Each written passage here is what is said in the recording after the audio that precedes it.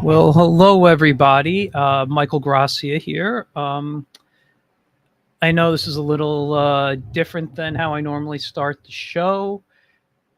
You normally see me talking, and I usually talk about my work, things that I've worked on. You know, my comic strip, The Whimsical Whiz, the two Zorro books I worked on with Bold Venture Press, and a few other things. Oh, can't forget about A Kid in a Comic, where you can read the Whimsical Whiz.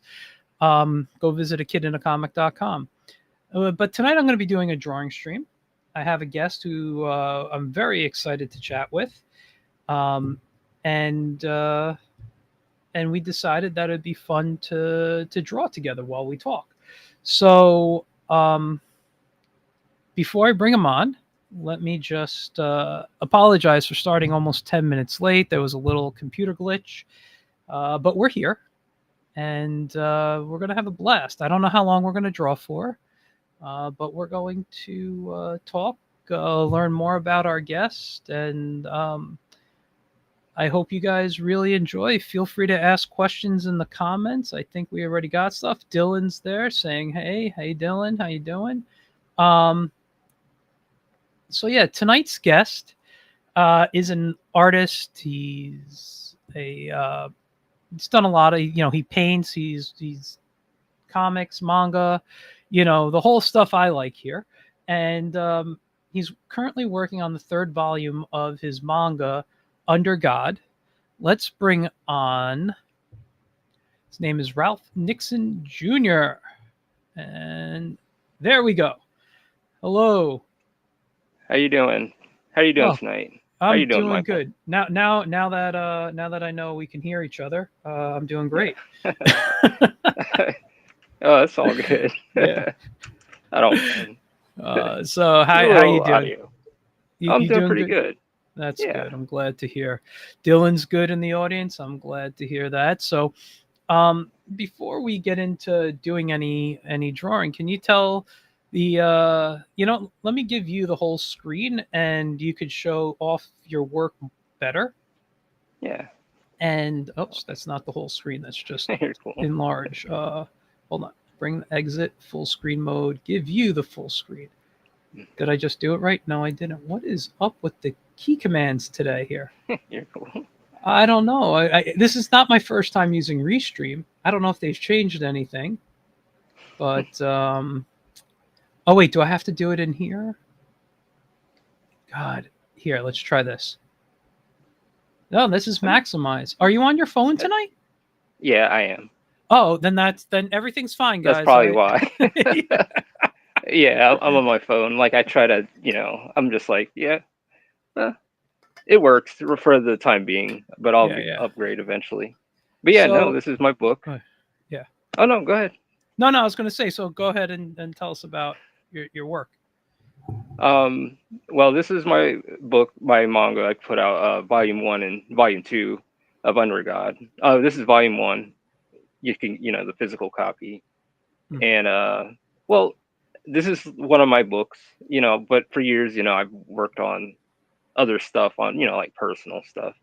Nothing like too major, nothing like that. But this is like one of those, my works where it's like your magnum opus kind of thing. Yeah, But, um, but yeah, this is like my first volume of my manga of Under God of one of 35 volumes. So go I, ahead.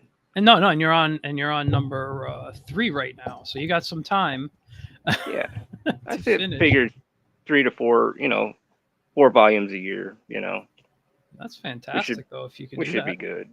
Yeah. How many pages per volume? Oh, it varies. Like this one's 252, Okay. 252 pages. Volume two is like 278, and that's Okay. just the digital. Volume three is going to be pushing at least 300. So it, it Nice. it varies, it's just like, but I have a system that helps me get the work done. That's great. Would you want to share that system for other artists or? I mean, I can kind of tell somewhat. I don't give too much, but I can just break it Yeah. down Yeah. to like an assembly line.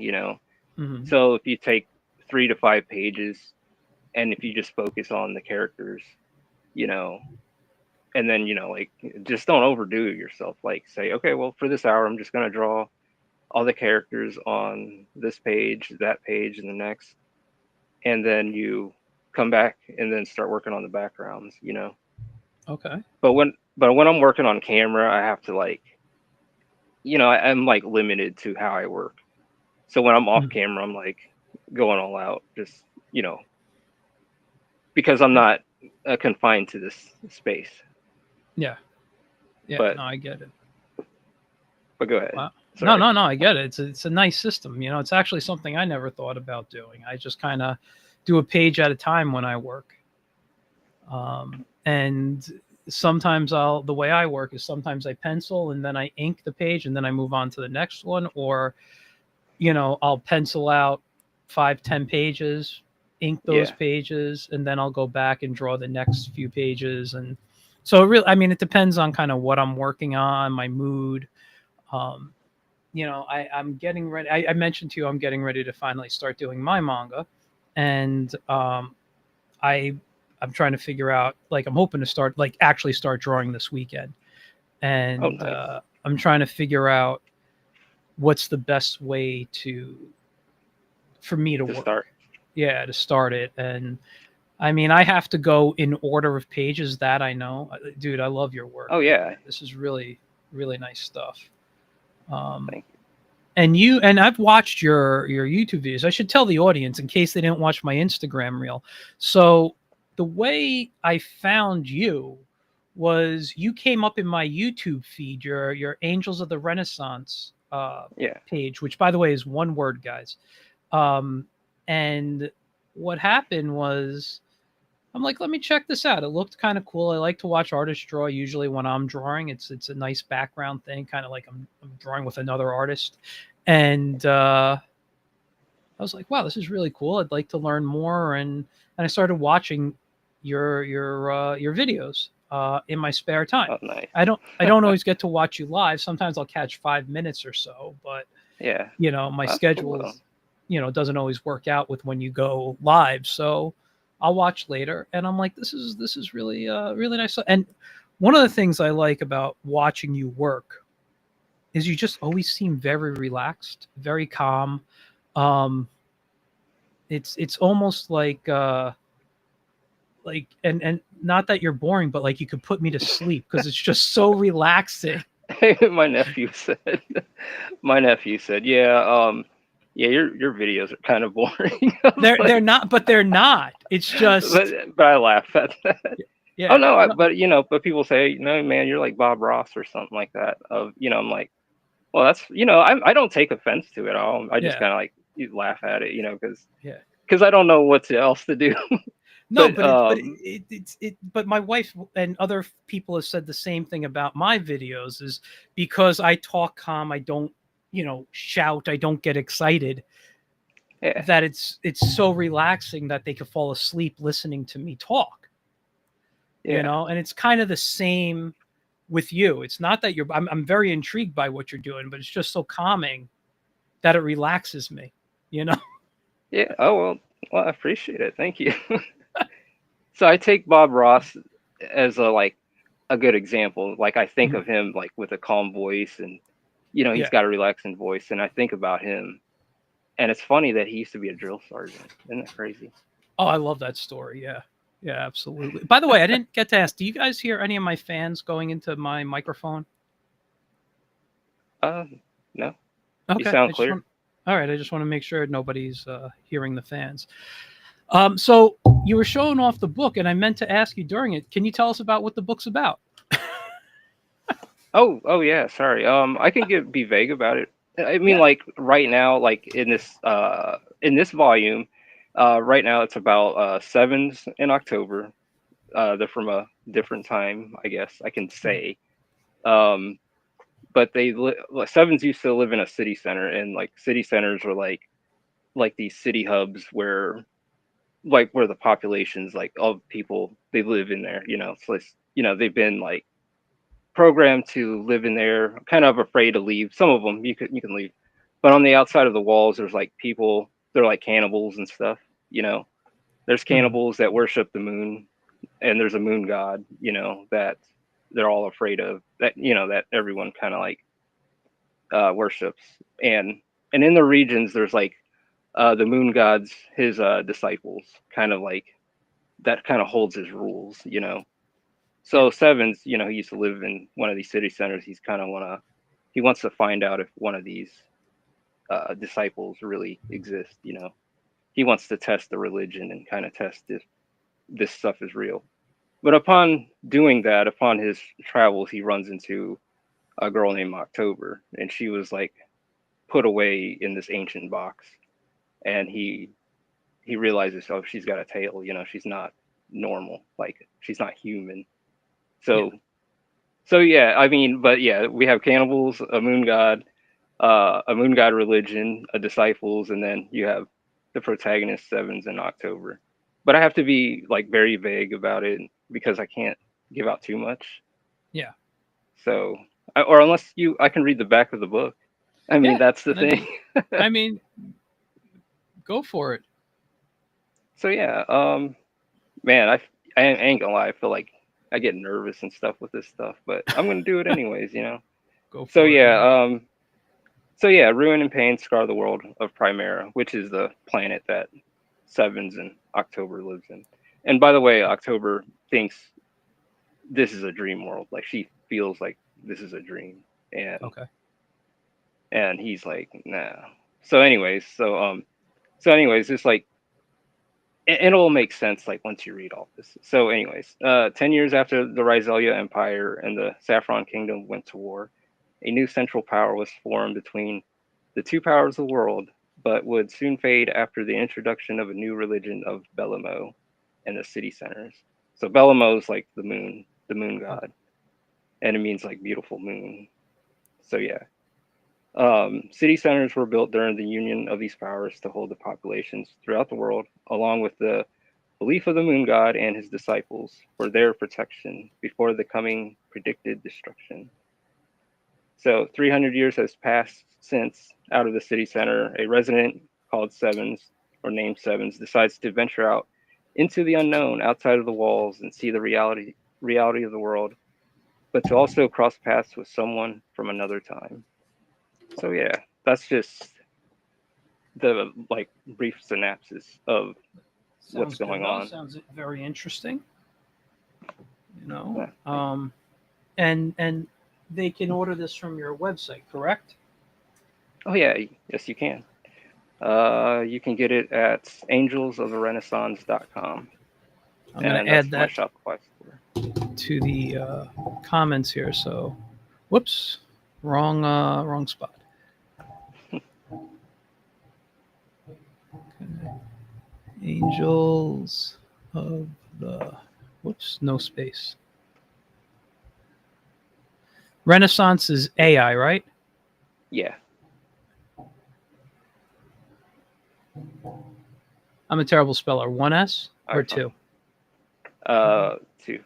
I Two. actually got it right off the screen. ANCE. Okay. I'm gonna just. All right. There we go. And Sevens underscore October is your X, Instagram, and YouTube account. Yes. So, and those are the names of the two main characters. Yeah. Very cool. Very cool. Well, why don't we move on to getting into some drawing tonight, Okay. and we can talk about some of the stuff that you're doing with your artwork. I mean, I assume you're working on what's this book here? Penguin what? Oh, Penguin Way. Oh, we'll talk about that later. But Penguin Boy. Okay. yeah, I support the whole indie scene as well, so I'll throw it in That's later. that's fantastic. My whole Just giving a shout out. Go for it, man. Now listen, my whole thing is all about the whole show is all about promoting indie work, you know? So Yeah. that's what I love to do here, as well as create indie comics. So I see you're drawing with just a regular pen. Is this your normal working method for drawing a page, or is this like a rough page? Oh, How are you working? I'm actually working on an index card. Okay. a big index card. I'm just doing this drawing for the show, just kind of like, Okay. and because I have pages, I'm working on right now, at the moment. Like here's like one of the pages I put together for the manga, Okay. Yeah. And and your work. one, Go ahead. oh, this one I restarted this one. Like this page I scrapped. I This actually is the heard you page. talk about that on one of your streams. That Yeah, page. this is the page. Yeah. Um, so let me ask you, what paper do you draw your comics on then? Because I mean, it looks like you're going to the edge of the paper. Um, you know, usually I'm used to bordering out pages and doing all this other stuff. And Oh um, yeah. Normally I'll work on this stuff, this the deleter. delete. All right, that's actually the paper I'm using tonight. Someone recommended it to me, so I've been experimenting with it. But you know what? For this I'm using a smaller cardstock actually. This is like smaller. It's like the same width as the deleter, but it's like about that much shorter. Shorter. Okay. And I like to me I'm like I choose to work kind of small because when I upload it on the computer I can throw the borders on it and do all that Okay. because I have to scan it in anyways and put it through Photoshop and I can do all the borders or anything I need to do for my printers. I can Yeah. set it up. But I Yeah. like working small, compact because I can move faster. Mhm. And Yeah. I mean, they could be saying, "Oh, you're doing it wrong," but I mean, I'm telling the story.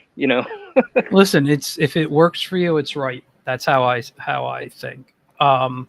Actually, this was my first experiment I did the other night, just experimenting with different inks on the deleter paper. So I'm using this is the B4 135, I guess, Yeah, and oh, that's pretty cool. yeah, they told me my friend told me, he's like, you have a heavy hand. They say use this for inking, if you have a heavy hand inking.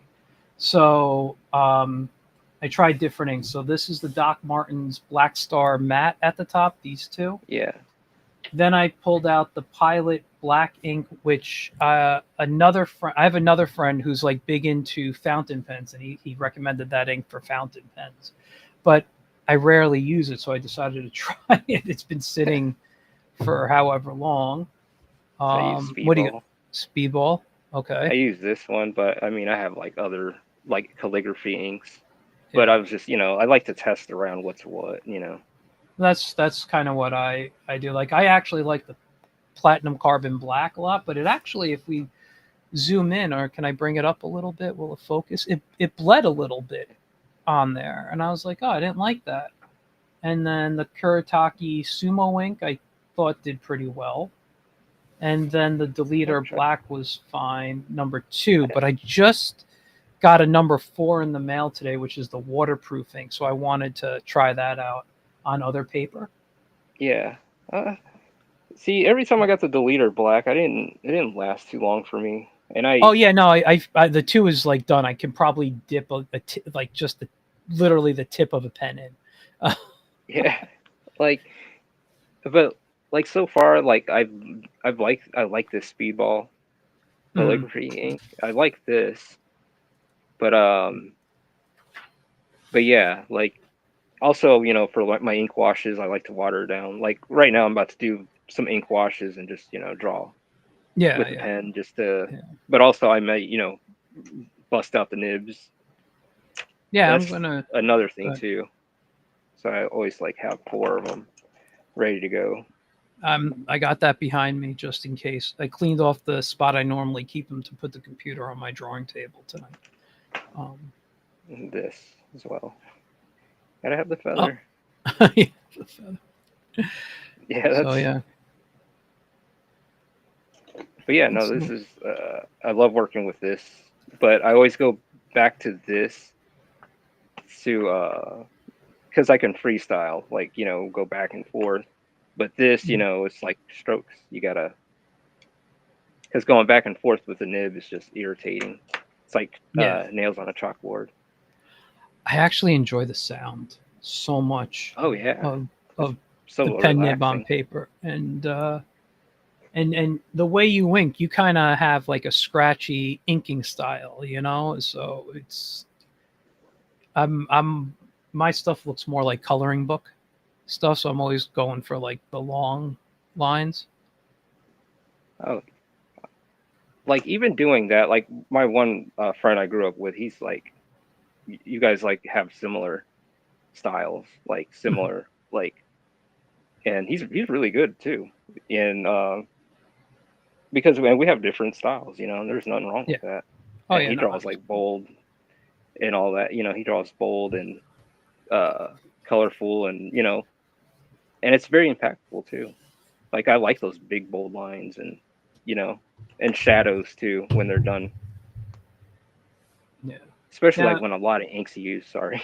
no, no, no, it's okay. Now, but you were saying when you work, you also use washes.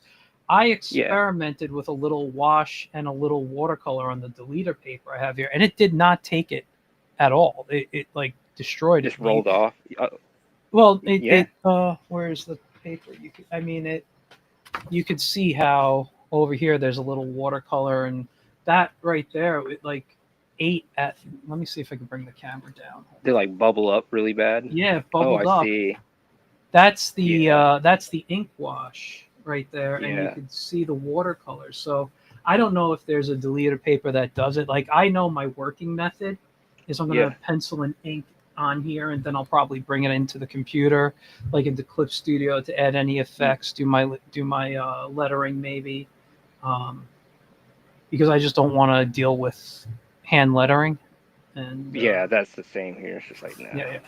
So, I feel you. but but yeah, let me bring this up so you can see me draw a little better, I guess.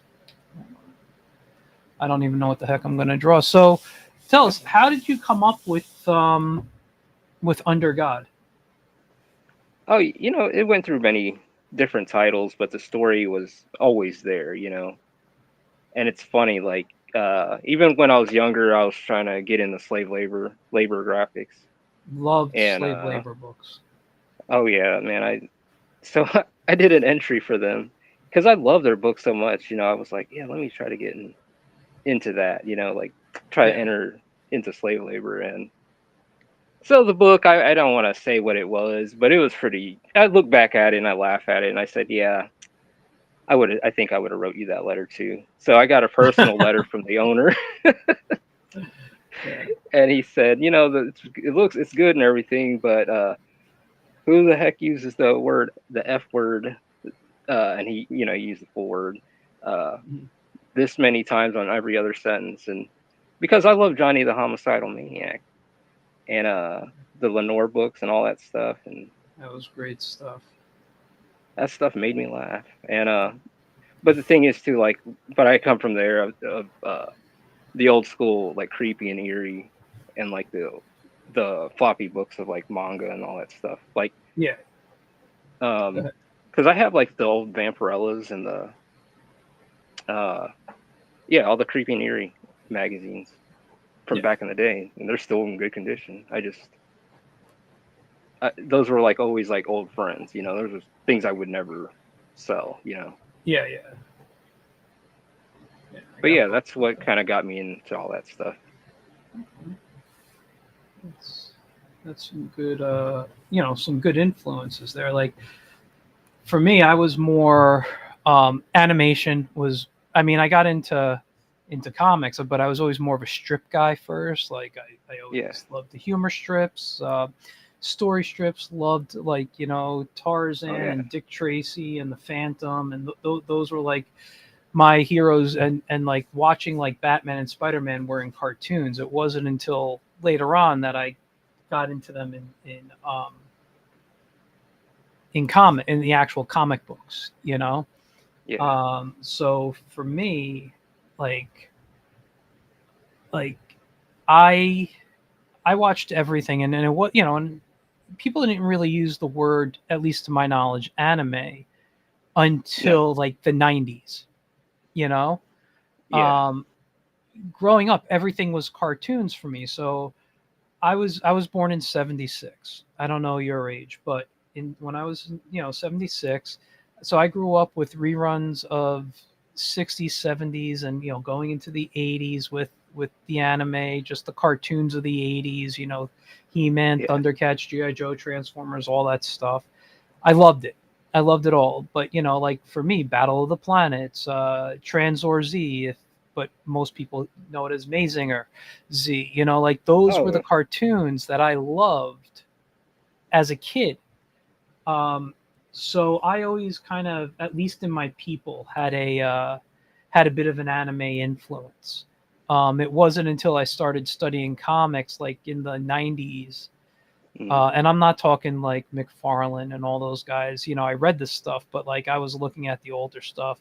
John Romita Sr. is always my Spider-Man guy. I'm a Will yeah. Eisner, Alex Toth, probably one of my greatest influences. Um, so I loved all that stuff, and those were where my major influences came in from. But I didn't start reading manga. I mean, I read a little, but it wasn't until um, sometime in the 2000s that I started reading it. But I started reading it again, like regularly, Yeah. probably about maybe 2 or 3 years ago, where like I stopped buying floppies of comic books, and except for some indie stuff that I was following or friends of mine that I was really into. Um, and everything I've read in the past probably 2 years has been more manga influenced. And See, this is what we had right here yeah, growing up. Where in the '90s we had yeah, these floppies, but they read left left to right, yeah, and that's how what got me into to to start my start drawing comics when I was little. yeah. But yeah, no, like, I don't have the but floppies. those. I got the Omni, but I got a few of them. But it took those those things are uh you find inspiration. Well, Yeah, I found inspiration in them as well. And it's like they're like old friends. Like they're like stuff like, yeah, you read that thing 100 times, but it's just like something about it. I can go back to it and get the same experience, or I don't know. Maybe I sound like a nerd when it comes down no, to that, but that's how I am not at all. with my That's books. not at all. That's so it's like the thing I'm working on. I might have explained it to you. I think I always loved like giant robots and stuff. So Oh I yeah, was always into the mech stuff. And it's funny that you I'll say even that. and hold on. I got it. This is one of the first drawings I drew of the character. I was like I said, it was supposed to be a '70s influenced um, giant robot. So this was one of the first drawings I did of him. I'm gonna say probably the third or fourth when I hit the design. Yeah, it And has that old school look to it. thank you, thank you. And that's actually why I held off on doing the comic, because I'm trying to give it that '70s feel, and I Yeah. just wasn't getting the backgrounds to feel. What's this? Hey D's watching. It says, "Love seeing a new face around here." I'm glad. Yeah, no, I love having new Dion people Carson. on Oh, here. you do. Yeah, and Oh, D does the Rosebuds comic strip. If you've ever seen that, uh-uh. syndicated by King Features, if I'm not mistaken. He's been on a couple of times too. Um, but yeah, it's like I want to give the feel that I'm looking at um, at a '70s comic. So I've actually recently been rewatching a lot of like '70s anime that I can find, whether I'm in Oh YouTube or yeah. Crunchyroll, and it made me come back. Like I Something about rewatched. that. Go ahead. it's something about that look and that feel, and also Yeah. if you get that even the colors and stuff. But yeah, Yeah. um, Exactly. but I do like that aesthetic of even the girls, how they look like in the '70s, the clothes, how they look, the big hair and the long eyelashes, and Yeah. they dressed for that time as well.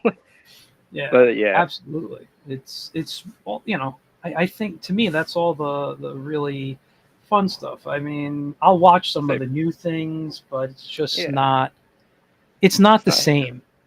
You Yeah, know. it ain't Uh, hitting right for you. yeah. Exactly. Like So it's I like recently bring it back. rewatched Star Blazers, the '70s one, and I rewatched was in '78 was the first Gundam, Mobile Suit Gundam. Like I was, Oh, old school, like way. yeah, I Yeah. was loving all that. I was like, this is fantastic. But yeah, Um, was watching a Vampire Hunter D. yeah. You ever watch The that one? original or the new Yeah. one? Oh, the Yeah, original. the original. I don't know if I've ever finished it, but I did watch some of it. That's an old one. That's like, Yeah, shoot, I want to say, man, did that come out in '79 or '82? that one I'd have to look up Yeah, we have to look that one up. because I didn't watch that probably until the '90s. Yeah, same So here. I had a friend in college who might have, I guess, if you want to say, opened my eyes to anime um, in ways I've never saw it before because I was only watching what was on TV, Oh and yeah, it was PG-13. yeah. So if I didn't see that on, I didn't. And the first thing he gave me, oh my god! And a friend of mine knows it. I don't remember the name of it, but we were in college together. Hold on, what do we got? David says Starblaze followed by Force 5. Yes, I believe so. That's actually something I was rewatching a little bit of too. I think was it Force 5? I don't I don't think I've heard of that one. No, there's well there was Voltus 5, but I don't remember seeing that one in English. I gotta look. Hmm. I'll have to look that up. But I do remember. Anyway, getting back to the story about my friend. So we're in college. I Yeah. think I was a freshman. It was either my first or second semester in college, and he's like, "Here, I gotta get you some anime," because I was telling him about some movies that were just on, the regular television that I saw. I remember when was it 90 like 495 when sci-fi started showing anime, and the first thing they showed was like Lensman, and I was like, that was a great show, great movie in my opinion. And Oh yeah, sci-fi. They did do the yeah, Saturday sci-fi stuff. and he gave me this tape, and the first thing on there was something put out by Penthouse Video, and I was like, what the heck am I watching? Like it came up, I'm like, no, this can't be right. This can't be right. And the opening scene is of this like teenager pleasuring self in the locker room of this girl's locker room. And he's spying on this one girl getting dressed. Shit. And then they Like go out, and I think the girls are playing volleyball, and he's still pleasuring himself. I think I know what you're talking. Yeah. Yeah. Or What the hell is that called? I don't know, but man, Golden Boy, I don't know, maybe. but I went back to him like 2 days later because or whatever it was over the week. I'm like, dude, you have the sickest mind. But then he showed me what I guess people here know as Ninja Scrolls, but Oh yeah, dude, it that's an wasn't awesome dubbed movie. yet. It was just subtitled, and it was called Wind Yeah. Ninja Chronicles over I guess in Japan. And Oh, yeah, and all I it the was only awesome. yeah, no, it was fantastic. But all I remember is that guy, like you exposed my hive, my bees, my bee. Yeah, yeah, that But shit was pretty cool. Oops, yeah, excuse my language, but yeah, yeah, I enjoyed that one. That one had the action in there. It was like it was captivating. It was like one of those serious like animes, like like titles that because I was always used to like all the the nice stuff. Like I yeah, mean, like Transformers, the cartoon, the movie yeah, back in the day, but after watching like Ninja Scroll and like Vampire Hunter D, but like Ninja Scroll, it felt like it took it up a notch. It's like, man, this is serious. Like man, what is this? Like it was beautiful, it was well done, the action was there, and it's just like it was a lot to take in at at a younger age. yeah. No, I agree. I'm trying to think what was another one that really I can't think right now. But yeah, no, there was a lot that I was influenced by, and so much that I was drawing kind of like an anime style all throughout like elementary school and into middle school, right? And I used to Yeah. get made fun of for it because Oh, for that's like, oh, drawing that that. don't look, yeah, for drawing like that. And then in, the because I started high school when 1990. So when I started high Right. school, Yeah. um, I was like, okay, no, I want to go into animation. So I started, uh, you know, drawing like the cartoons on TV, Animaniacs and Batman the Animated Oh, yeah. Series and Which is a all good one. those all those types of cartoons. And I don't like the hair here. Um, and people then that's when the anime boom happened in the 90s when Yeah. I was in high school and people started, excuse me, making fun of me for not drawing anime. And I was like, you guys are all freaking nut jobs.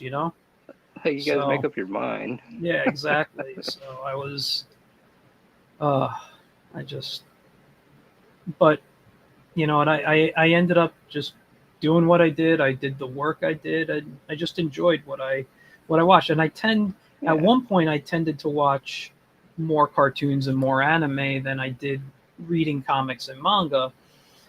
But these days, specifically with manga, I prefer to read it than watch the anime. The only animes I watch are if I don't want to buy the books. I'm like, I don't care if I read it or not. Yeah. You So were you rather read than I mean, will you eventually watch the anime of it or no? it depends. It depends.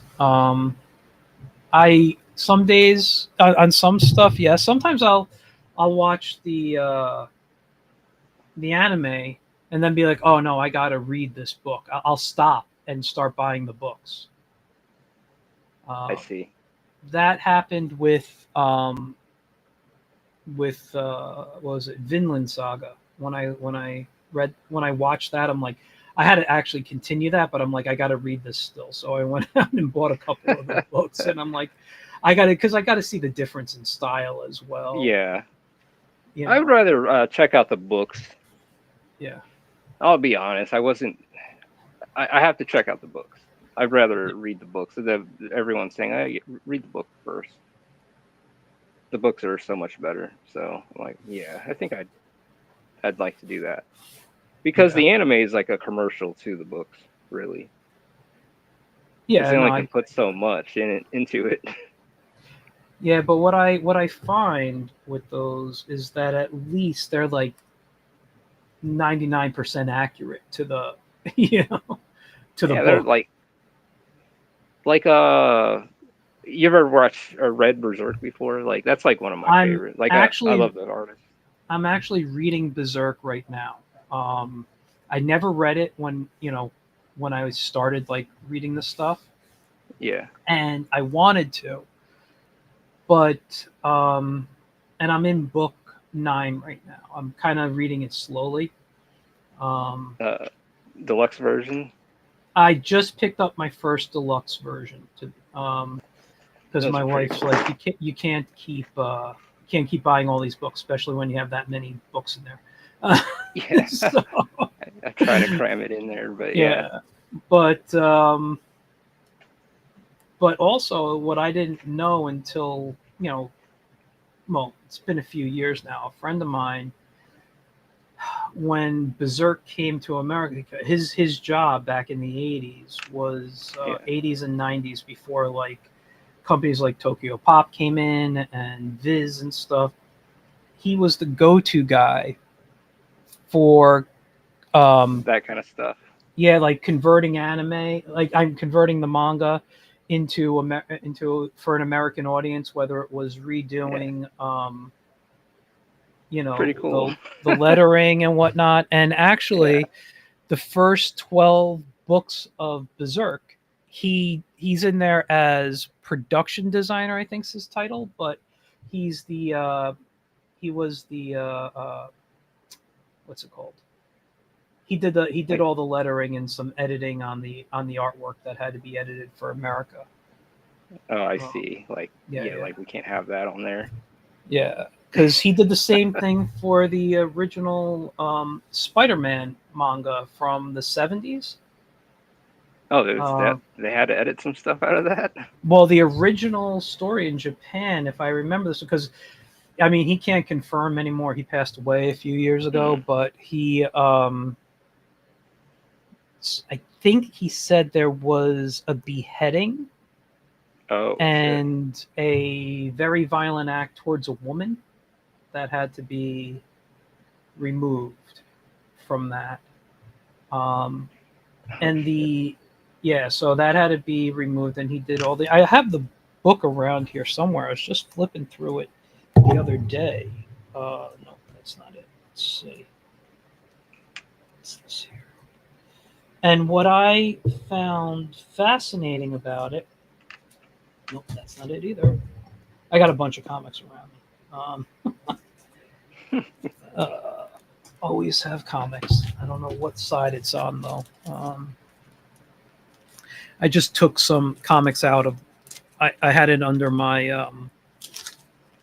Excuse me. Under my desk where I was going to put my feet, so I just moved them to the side. But I got this Spider-Man here. I got the first 3 issues that he worked on, and it was supposed to be in the first issue. And what I love here, and the artist, I can never remember the artist. I'm so bad with names. I'm with you on that. Right here, Roichi Ikegami. Yeah, there is retouching and production, Dan Necrosis. But yeah, I guess that's Ryoshi Ikegami. He's the guy. He did Crying Freeman. Okay. Oh, Ryoshi Ikegami. Ikegami, yeah. So this comic right here, it's just. I just love looking at this stuff here. And Crying Freeman's one of my favorite. I never read the manga, but my favorite animes when I was a kid. I think I watched the movies that they had. I saw the live action or the anime. The anime movie. Yeah. And that's how I found out about Crying Freeman. I didn't know about the books, Yeah. And we had a bunch of those floppies laying around. I wish I can find. I'm trying to get to a good scene here. That's Electro. How they did him in there. Oh wow! This is in the 70s.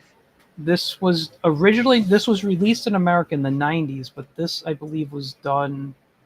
So this was released in 77, but I believe this book was originally done in the 70s in Japan. I don't think it says it. I'd have to look that up. Because it has that aesthetic, that era. Yeah. Oh, believe me, when I was able to get these books off eBay, I sat and studied and copied out of this book for I don't know how many days in a row. I would sit right here and just do that.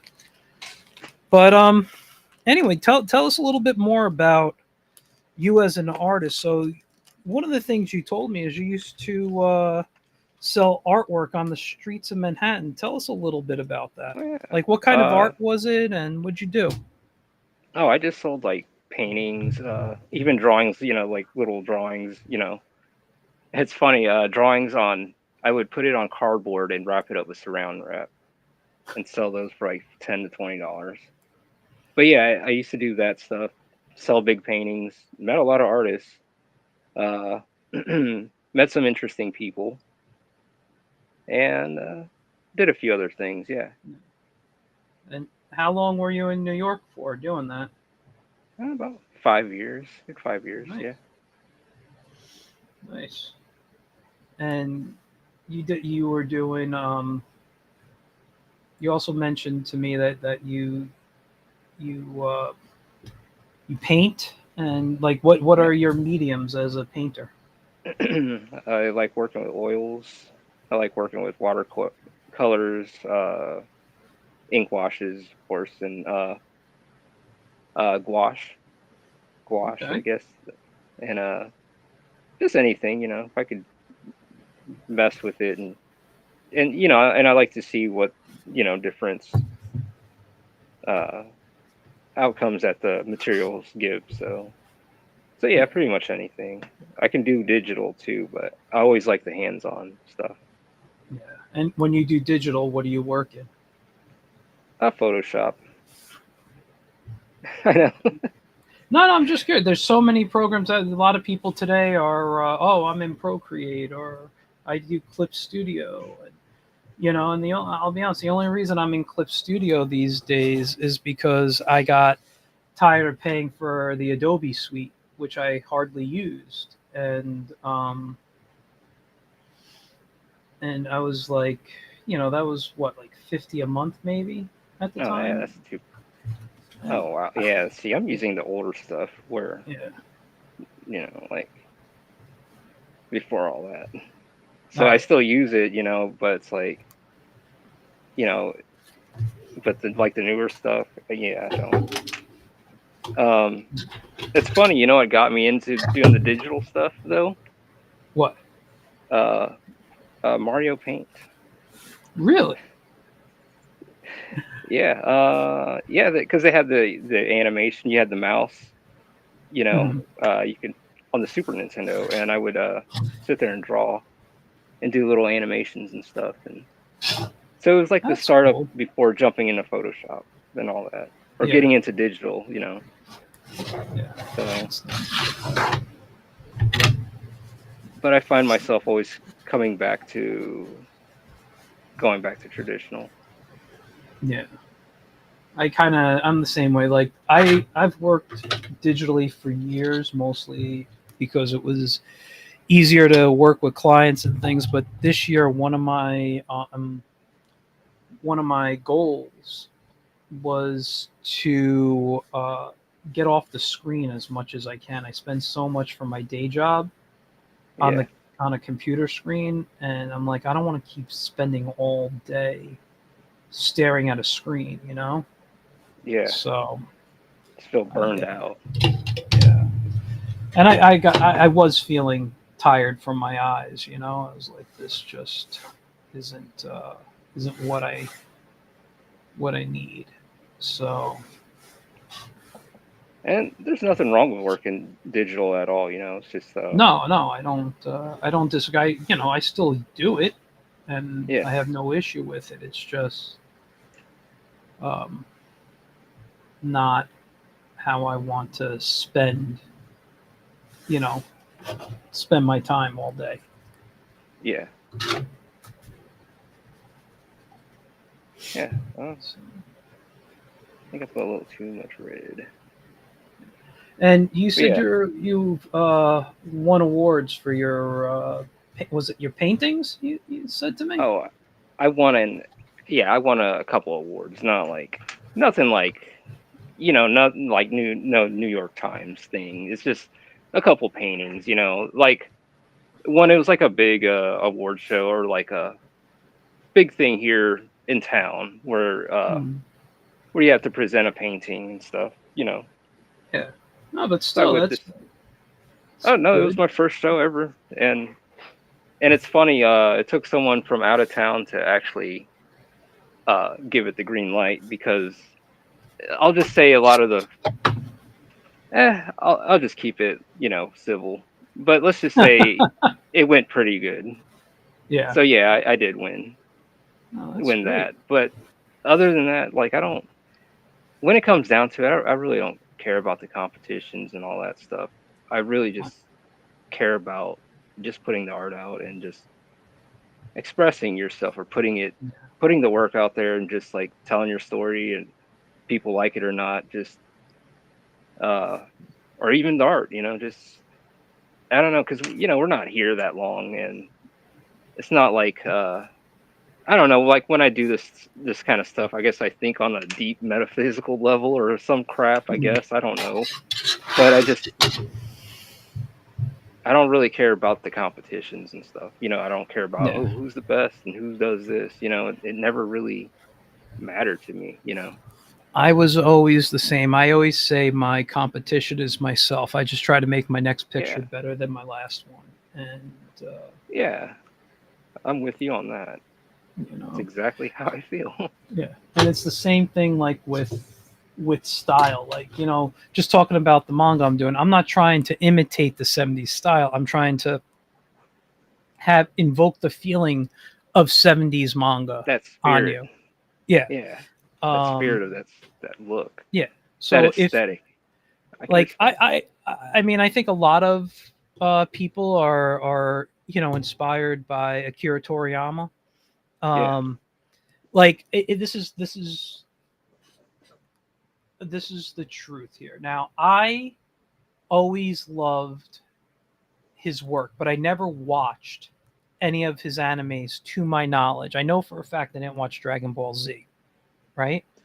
But I'm a Oh, big fan of his non Dragon Ball stuff, and I was a fan specifically of how he drew vehicles. oh I yeah. thought his stuff Oh, was I love it. amazing. Oh yeah. And I recently, within this year, decided to watch the original Dragon Ball. And I'm like, oh my God, I think I did see this as a kid. Like, because I know they, in like, I think it was 87, 88, I think they Yeah. aired it in America here.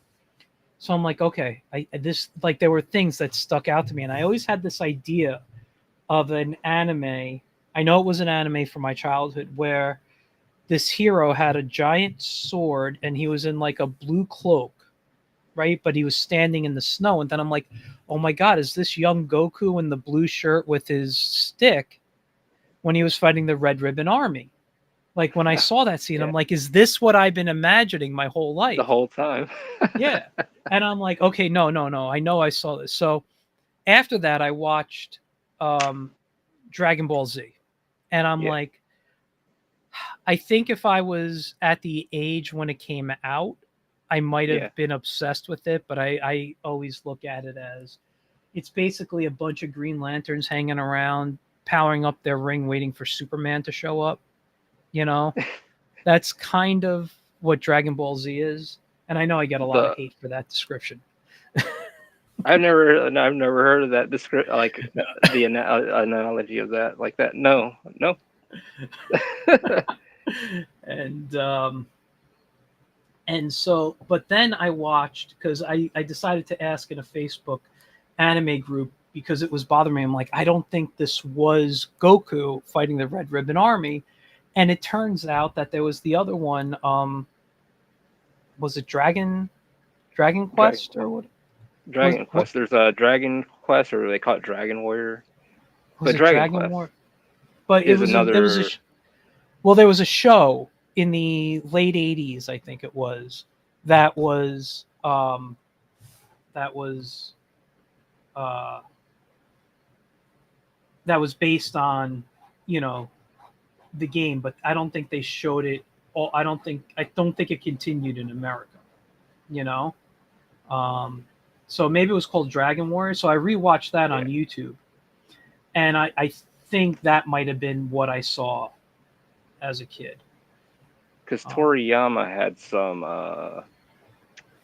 Because I mean, he did a lot of stuff. Like Then he had Professor Slump or Slumpland, something like that. Yeah. But I could be wrong. But yeah, but the way he drew, like even like back in the day, like back in the '90s, like Chrono Trigger was one of my favorite games. Yeah. Because the thing is, I always wanted to work for Nintendo growing up. Hmm. It's like one thing. Like I love comics, I love manga, I love all that stuff.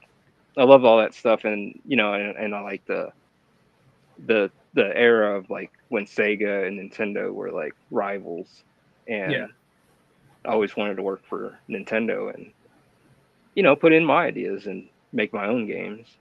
And well, that never happened, but I can do it as an independent company now.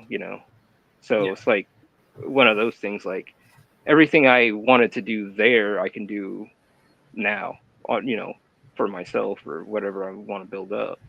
Yeah. But that's the Exactly. thing. Like yeah, it's just like you're not attached to anyone. You can create whatever the hell you want.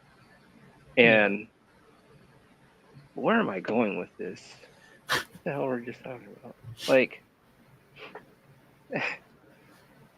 but yeah, but yeah, I always wanted to go there. But what led to this question, or what'd you ask again? I'm like I'm trying to think now. No, scatterbrained. we were talking about Toriyama Oh and yeah, his yeah, vehicles, yeah, like his work in Chrono Trigger. I loved how he did vehicles and even the clothing, like how detailed it looked, the folds and stuff. Like, so when I was younger, I was trying to, replicate that. Everything I learned and everything I, seen. Like, I'm like sitting here, like, oh, let me draw a Dragon Ball character. I mean, I can sit here and I had to actually draw this for a friend a oh, that's few months. nice. But he's like, hey, can you draw me like a Super Saiyan Goku? I was like, okay. He's like, man, you just Yeah, did because I used to draw this stuff when I was younger. That's why like drawing Goku and stuff isn't like a problem. So, but now I like doing this stuff. Like I'm working on my yeah, own stuff, and I'd rather be in my own world and not do like fan art really. But I don't mind doing. If someone wanted it, yeah, I wouldn't mind it. But at the same time, I'm just glad to be able to create my own worlds yeah, and manifest these things. You know. But yeah, back to Toriyama. Yes, he was very inspirational. Like his yeah, designs. Yes, to make it simple. yeah. So I don't think that's the right perspective there on the shield,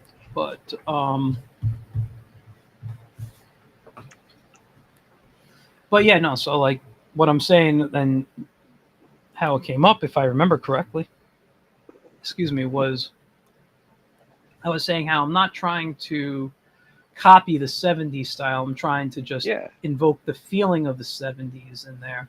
And, Oh yeah. um, I can respect that.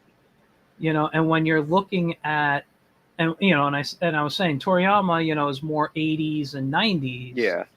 And when you look at that, and he's influenced me quite a bit. So when I go look at it, it's, you might see some of that in there, but it doesn't mean, It's gonna be you know, absolute. absolute. You Yeah. know. Yeah. It's gonna have like some of the influence in there. It's just like, well, I like this. I like the Toriyama that design, and I like that '70s look. So why not put the two together and kind of hybrid that and throw it, and throw my own touch twist to it. So Exactly. yeah, Exactly. no, I can So, dig that. I 100% can dig that. all right. Maybe I will throw a little link on this here. That's looking really nice. Oh, thank you. And this cardstock that you're using, because it looks like it's taking the wash pretty well. What kind of cardstock Oh are you yeah. using? See, this is those large index cards, Oh, so you're just and using yeah, go yeah, ahead. but the pages that I'm working on is like a cardstock. Papers are thicker, and I love how it absorbs the ink Hmm. washes. Like this, I need to do the ink washes on the waves on this and stuff. Ooh, But that's how nice. it absorbs really nice, Yeah. and it doesn't curl up. And the thing is, like, and another trick is don't overdo the water. Like it's like applying like makeup very lightly. Mhm. You want to put the water on there, but you want to kind of like give it time to dry, so you can come back over it. So when you let it dry and you come back over it, you can start layering your colors. But at the same time, don't. I would always suggest don't overdo it with the water. I mean, I'll have like pools of water here and there, but I'll try to spread it out, distribute it evenly so it doesn't pool. Yeah. And you can just start building up your colors. Right now, I'm just kind of building up the shadows, and then I can add the colors over it. And when you color, how do you color with that? Is that going to be marker, ink wash again? Yeah, I'm probably use a gouache, maybe an acrylic. Thinking probably go with a gouache. All right. Or sometimes a ballpoint pen. Like you use different color ballpoint pens to really bring out features. Yeah. Where the hell? And so you're very just big on mixed media work then. Yeah, mixed media, or traditional, everything. Just Yeah. if I can get the point across, I'll work with it. Yeah. Except fecal matter and urine stuff. Of course. Because I've seen that stuff. A banana taped to a wall.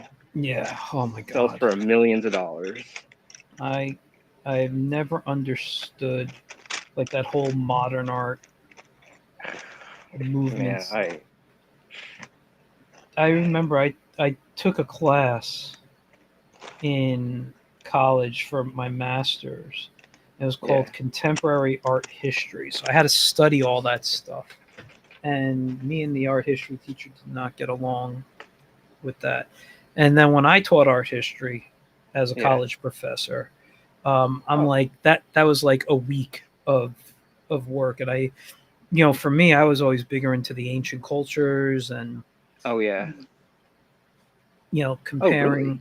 Yeah, I love that stuff. So I always considered myself a storyteller. I studied mythology, all these different things. So like I always loved understanding cultures. And for me, I like to understand them as much as I can through art. But it teaches you a lot about how the cultures were, how they lived, how what they believed in, because everything was documented back then through that. Mm-hmm. Yeah, through their art. Yeah. Art is a language. Yeah, exactly. So let's see, I'm just pulling out ink. Yeah, no. So for me, it was that I could not do.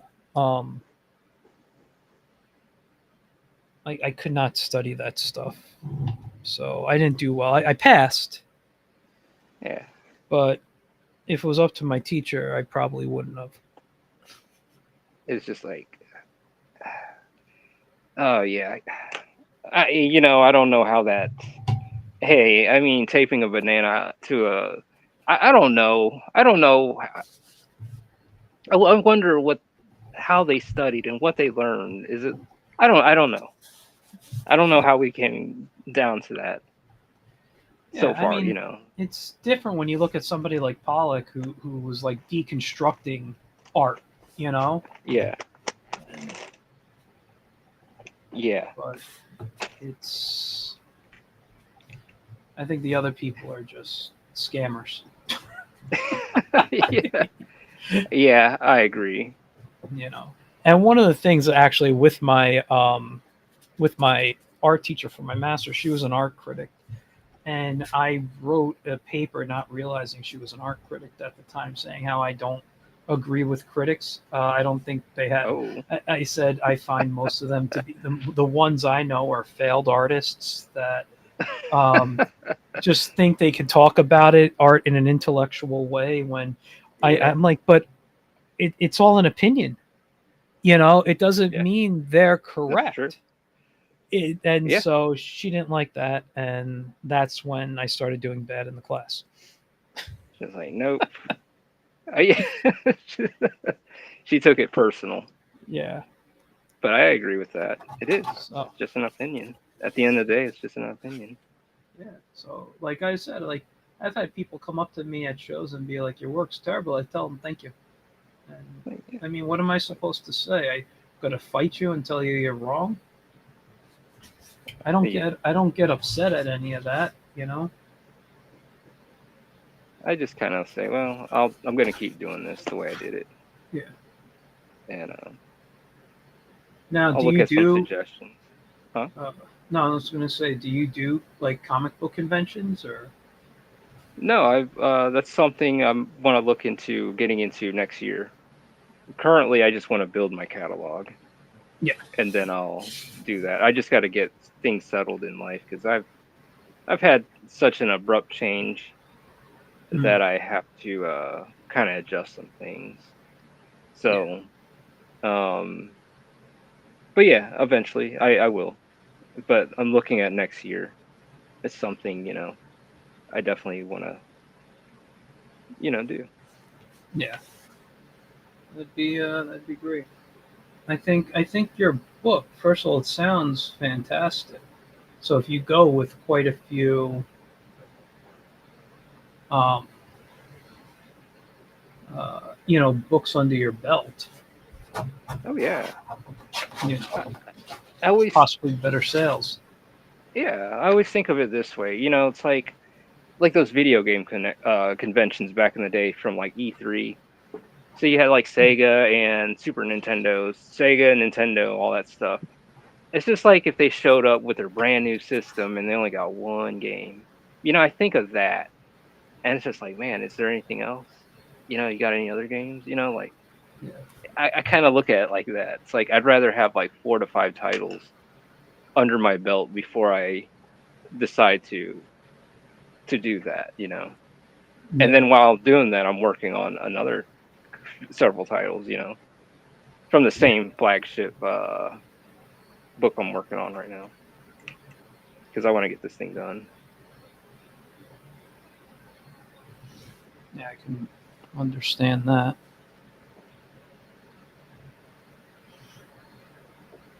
Yeah, And how many books are you planning to put out a year under this?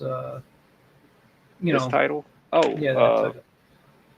well, there's 35 volumes together because I've been writing this Yeah. thing for a long time, forever.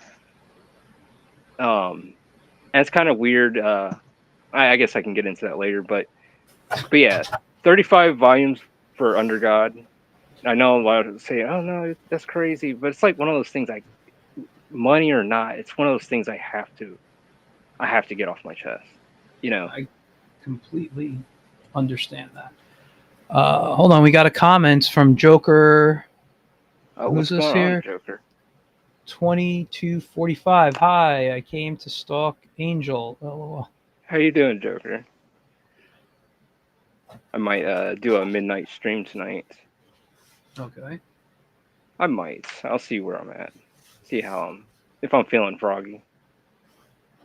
There are days where I would love to do that, but I just, after a day in front of the computer and then trying Oh, to get some artwork done. oh yeah. It's like feel burned out for a bit. Yeah. I know. I understand. Yeah, I'm gonna try if I can. I'd like to start doing at least some afternoon and maybe once a week at night. Yeah. Um, because I do this every Wednesday night. And I gotta say, I Oh, love it as a draw stream. I hope more people want to draw that's when we do this. pretty chill. Yeah. What are you working on?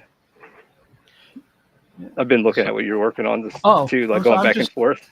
I'm just doing like a fantasy character. I'm not that it belongs, but I'm a big like Lord of the Rings fan, and I love like that type of Oh yeah. fantasy. So Did you I went to the movies to go watch those when they came out. oh yeah, I did too. But And now, I mean, they're on I what, never read the HBO books. Max? I tried, but I grew up with a reading issue, and um, I grew up with a lot of different issues, but one of them was a reading issue, and it turned out, I'll tell you this. I mean, I it turned out that I was photosensitive, and we didn't know this. I've had 2 kidney transplants in my life, Oh, and I had my first one at 18. And after being on the meds, it made me more uh, photosensitive, and mm, that's how we found out that I was having issues with my eyes. Because what would happen is, specifically in school, I would read, and after a few minutes, and this was my eyes reacting to the fluorescent lights, the words would blur up on me, and oh shit. I couldn't see stuff. I couldn't read. So I pretended to read for years in school, and Mm. so I didn't get a chance to read it. And when the movies came out, my girlfriend at the time, as a gift, bought me the books because she knew how much I love like fantasy stories and also. And then I actually was like, you know what? Tolkien is very wordy, and I don't like this. So um, I wasn't able to read a book at that level yet, you know. I see. Um, so I just that size with all those all those words in there. So just with how wordy it is. Oh, how are my eyes now? Joker, my eyes. I mean, I'm still photosensitive. I put drops in a couple of times a day because I have very bad dry eyes. So much I'm not able to wear contacts. Um, uh, so they're good as long as I don't strain. Yeah,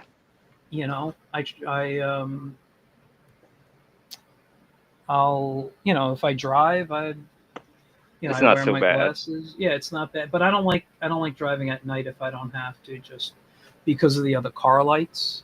I Yeah, I get a it'll force little. you to strain your eyes. Yeah, but you know what? I actually see better at night sometimes than I do during the day. So, like when I go out, though, I'm in sunglasses all the time. Um, so But when I those always. movies came out, the Lord of the Rings movies, when those came out, were they kind of like, because I never read them myself, but when the movies came out, I was like, oh, that's what these books are about. I never got into that until the movies. I said, oh, this is what it's about. Yeah, I mean, but I'm just it's. being honest. Yeah, no, I mean, listen, I had an idea because I had friends who enjoyed them Yeah.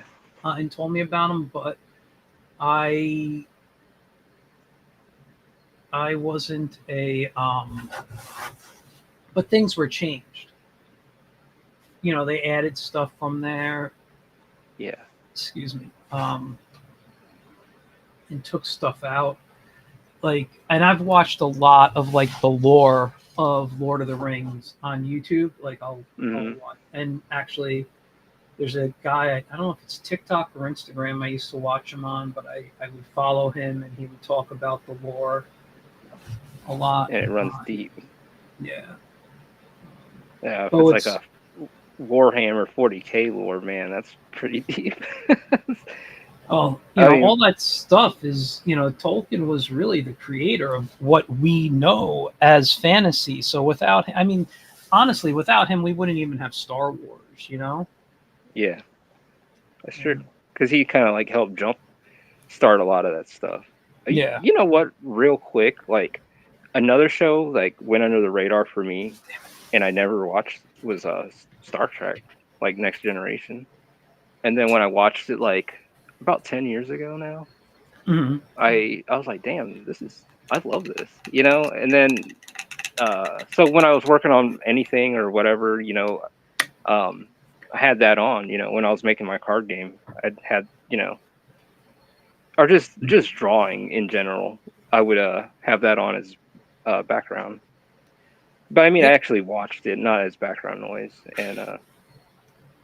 And my mentor, funny thing was, he was in Deep Space Nine as in the background as a character arc. Oh, really? Yeah. That's And the episode was called Paradise, by the way. He Paradise. was the pot maker. Well, And maybe I'll check it out. I was never a big Deep Space Nine. I didn't, that when that came out, I was actually had friends and was going out. But when Next Gen was on, I didn't have friends yet, so I was home on Saturday nights.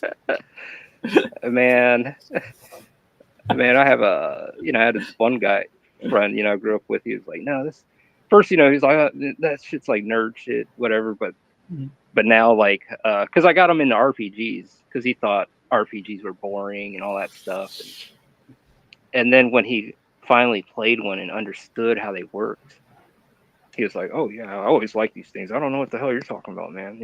And he's serious. I'm like, dude, so now, like, anything I'm watching. So I was watching Next Generation, and he was watching that, and he was like, "Oh man, this is pretty cool, man. I never gave this a chance because I thought this was just nerd stuff." And so he ended up watching Next Generation like twice. Yeah, I occasionally catch it on one of those channels. I don't know what it is right now, but occasionally watch it. That was my thing. Like, I couldn't watch the original. Um, watching reruns of a show from the '60s back when I was a kid, it looked, it just looked bad. Yeah. Like the recording, I'm like, I'm not into this stuff. And then when Next Gen came out, I was like, oh wow, this is like really good. And I was An upgrade. Age. I was like 13, I think, when it came out. Because I was what, 89? No, before that. Like, yeah, 87 maybe. 87. So I was 11 when it came out. And I was like, that was I really enjoyed that one a lot. But then when Deep Space Nine came out, it was the 90s. Yeah. And I was. Definitely give it a shot. Give it a try. I like that. I was like starting to finish that, but it's I enjoyed it, but I enjoyed Next Generation a lot. Oh, Joker says, I'm Team Oh, I'm Tau sorry. forever. Oh no, I'm just reading that's from 40K, the Tau. I Oh, love the okay. art of 40K. It reminds me of the art of heavy metal art from the magazine. Oh, go ahead. I didn't mean to. No. It was on my I was just reading what he was saying because I'm not familiar with Warhammer. I have watched a couple of YouTube videos on it, but because I like to know about things. I live in the geek culture world. I'd like to know, but what's out there. Yeah. Oh no, Warhammer lore is pretty deep as well. So, I mean, geez, just haven't been through all the rabbit holes there. But yeah, Tolkien, he definitely helped jumpstart and inspire a lot of that. Yeah, and as well. The other thing, and I always ask this. I mean, I don't know if you're a Star Wars fan, but this is something I always ask every Star Wars fan. Okay. So Lucas made Star Wars because he was trying to get Flash Gordon and couldn't get his hands on the rights to it. If he got Flash Gordon, do you think we'd have something like, would it have been a Star Wars level theme, or would we never get that Star Wars that inspired, so many cartoons and other things like time paradox? Like, would we have the geek world that we know now? Kind of scary to think of. Yeah, I mean, how many people grew up with Star Wars in some form? Oh, yeah. And it inspired a lot of people and ideas and all kinds of things, just not even like in creating like movies and comic books, but probably like also like people thinking of like mechanical things, and it's like, but it definitely like inspired a lot of people. But if it were to be Flash Gordon and he had done that instead, that would be uh pretty interesting. That'd be pretty. Hmm, I don't know. We would definitely. It would be definitely be different. We Yeah. probably wouldn't have a Star Wars. Yeah. I mean, that's always been my thought process. I don't know if, because he had to create all this stuff. I mean, and by then he would have had, if he was doing a Flash Gordon, there are already weapons in there and stuff, and maybe the lightsaber would never have been invented, and Yeah. Oh you know, yeah. so Yeah, that's kind of crazy to think of. It probably is somewhere in another timeline, or our parallel timeline that happened. yeah, and our you know, entertainment industry would be incredibly boring, and but that's the thing. How would we know that? That's the thing. Like yeah, we are the byproducts of some of that stuff.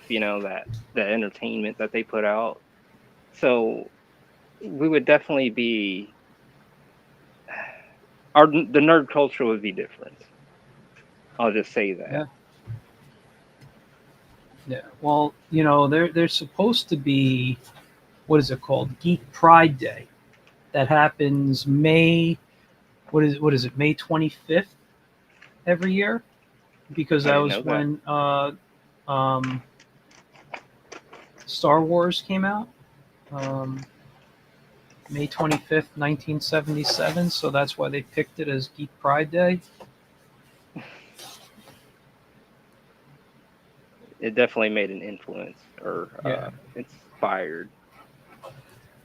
Yeah, because I look at the cartoons, like, Thundar the Barbarian, his son's sword, Goltar and the Golden Lance. I don't know if you know any of these. Um, but Mm, no, I don't. well, Thundar was what was it? The intro's like it was the year 1994 when asteroid went between the Earth and the moon causing cosmic destruction, and it was like now 1,000 years later the Earth is reborn or something like that, and it's a world. How do they say it? A world of magic, a world of super science and whatever. But there's one man who will stand up to all this, and that's Thundar the Barbarian. And so it was like Conan in the But Thunder, future with a basically a lightsaber. interesting. Now this was before Star Wars, No, after it was after, but it it was was definitely 19. inspired. Yeah, that's what I'm saying. And he had Princess Ariel and Ukala the Muck, who was it was basically Chewbacca and a Yeah, magic princess. Um, I'm gonna check that out after the yeah, stream. it's and you know what the art was on there was the characters were designed by Jack Kirby, Oh and yeah. I Okay. think I don't remember if it was that show. I think Alex Toth worked on it a little bit, and I think Glenn Keane also may have not Glenn Keane, sorry, Gil Kane. Oh Gil Kane was one of my favorite. Well, probably one of the best Green Lantern artists. You know, um, yeah. but uh, but yeah. So it was the early '80s. There was another one that I enjoyed. That was it was Black Star. I don't know if you ever heard of that one. I heard of Black Star, but yeah, you're definitely hitting me with some stuff I need to go brush Oh, up on. Oh, you I got some comments. what? May the force be with you. Oh, sorry, Oh, I here, wasn't what's going on, looking. Marshall? Yeah. But Joker, I like Michael. He be asking some deep questions. So, yeah, this is you know, I used to ask my students this too when I taught college regularly. Oh yeah, Frank Frazetta is also one of my inspirations Oh, as dude, well. Frazetta I love how he might be. drew women. You know, Yeah. I love how he drew period and painted, and I always wanted to get get to that level. How you Yeah, I'll doing, never. Marshall? Sorry, Um, I'm just reading no, the no, no, comments. no, no. I forget. You know, this is what happens when I draw. I'm not paying attention to the Oh, no, you're computer. fine. You're fine. Um, no, but I feel bad for the audience that we're not I know. interacting with them. Um, but yeah. What was I gonna say? Oh, Frazetta. hey Marshall. No, Frazetta. Have you ever been to the Frazetta Museum? No. Oh, Is dude, it that at his own home, like his home that he had? it's the building next to. They built a building next to his home, And that and was in the documentary of his. The the Fire and Ice yeah, I have painting with that. fire. Yeah. I love that. Um, yeah. No, it's in East Stroudsburg. Was that Pennsylvania or New Jersey? No, Oh, I that's think it's close. Pennsylvania. Oh, that's close to where I'm at. Yeah, I should go there and one day. we yeah, double check to make sure it's still open. I haven't. It's been years. My wife and I went down with her family on vacation to what was it called? Great Wolf Lodge. We took our nephew. Well, we went with her sister's husband, and their kid. Yeah. And so I knew I was about a half hour away, and I'm like, I ain't spending all day in a water park that I don't care about. I'm down there for my nephew. But what made me be like, yeah, I'm definitely showing up was the Frazetta Museum was in Yeah, like I'm Far. going there for there. Yeah, Yeah. so I dropped my wife and her mother off at a at like an outlet center, and I said I'll be back Yeah. in a few hours. and and I went there, and oh my god, it's small. It literally is. You can like, if you're not like studying his work, you can walk it in less than 10 minutes. You know, Oh, kind of thing. I'm thinking this thing is like a big, kind of big, but it's a small No, building. it's a very small place, but it's gorgeous. Like there was an image I remember seeing an image he drew of Superman that I don't think was ever published anywhere. It was just like a sketch he did. Yeah.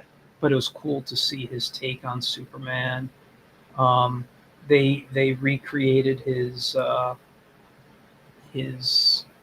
like studio space where he would paint and brought his easel in, Oh, that's everything. cool. So that was kind of cool to look at. But all his famous, you know, like paintings are there that he owns.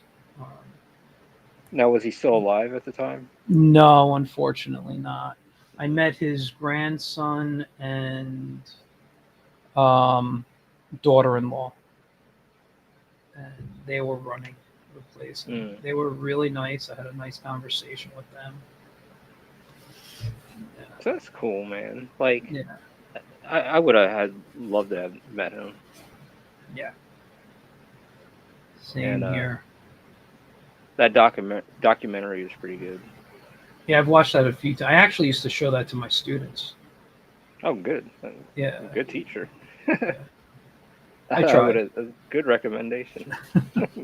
Well, I'm like, I would tell them, I go, listen, everything you guys watch at some point, I would say the creators were influenced by Frazetta, you Oh know? yeah.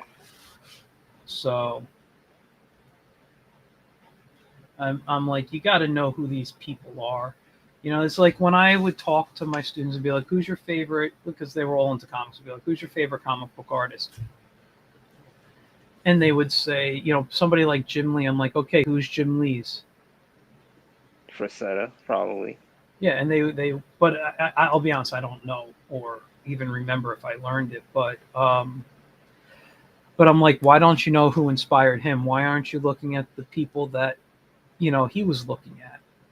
You know, see what what you can learn from them. So I would be like, if you tell me you like an artist, I want you to do your research as much as you can to find Yeah. out who their influences are, and then research their influences. Oh yeah. And because that's where, because it stemmed somewhere. Yeah, Because my dad had Frazetta, his books, like his books were like in the old eerie and creepy magazines I have around here.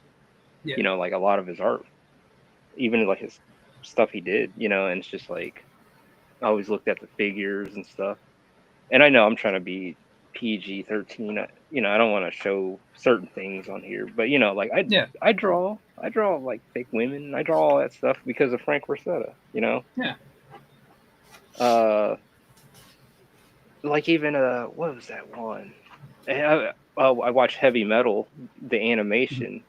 Yeah. Like I didn't know it was a magazine, but I watched the animation back in the, man, when was this? Like late '80s, early '90s. The one with Yeah, the that girl with sounds the about right. sword. Yeah. Where what's his name? John Candy did a voice of one of the characters. Yeah, I think it was John Candy, right? I think. Oh man, I think, yeah. I mean, it's been a minute. Like I didn't, Jeez. Uh, I don't think I ever characters. saw the second one they did. The what was it? Heavy Metal 2000. Dude, yeah. The thing is, like, yeah. The first one stuck out. Still stays in my mind. Like I did watch the second one, the 2000, but I don't remember it like that. It doesn't stick out like the first one did. Yeah, that's the thing. Like I don't. That's why I don't know if I ever saw it. Is like I don't. I don't remember. I The remember first one. wanting to see it, but because of how much I love the first one, but I just can't remember if I did or not. Yeah, it's like the first one. I mean, it was like the violence kind of stuck out in my head, and the way it was drawn. The guy with the taxi cab. And the thing is, we never seen like adult stuff growing up. So Heavy Metal kind of, that Yeah, animation kind of like, whoa, I'm a kid and I'm watching that, and it's just like, man, what is this? yeah. No, I mean I was kind of the same way with that, but obviously I'm older, so Yeah, I'm I'm trying to like I saw it at an older age, but yeah. Hold on, I'm sorry, I'm going to the comments here. So who is that here? Joke says you used to be a teacher. That explains why Mr. Michael will be asking questions that get you thinking. And then he says, "I love how Frank draws anim." Oh yeah, absolutely. oh And yeah, then it says with teacher moment too. Yeah, no, listen, it's Frank. I can't really say there's many people better in the modern age. You know, yeah. that dude really knew his stuff, and He had he had his stuff down, yeah, and that's the thing. He was always drawing. He stayed drawing. yeah, yeah. Well, let's see. But yeah, no. Other than that, like, I think I might have to call it soon. Yeah, no, listen, when you're done, you're done. I can always pause this here and pick this up another day to ink, and Yeah. you know, It was cool drawing, sitting here drawing yeah, and having a conversation as well. yeah, absolutely. I'm having a blast. But I know you're thinking of doing a stream in about an hour and 15 minutes. You could, Uh, I thought, but you know what? I think I'll just wait tomorrow to do it. So sorry, you guys. The people that showed up here too, yeah, I'm just like, nah, I'll do it tomorrow.